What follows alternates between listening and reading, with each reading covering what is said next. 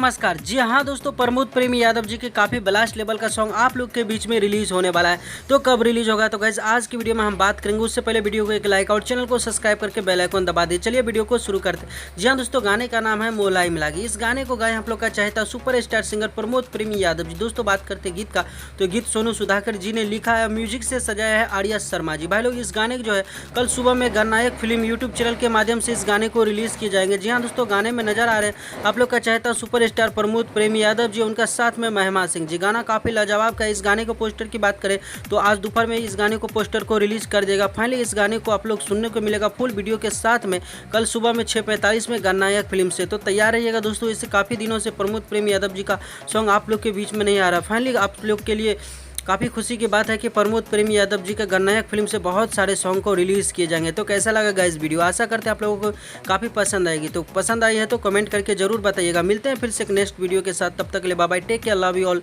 देखते रहिएगा भोजपुरी चिप। धन्यवाद।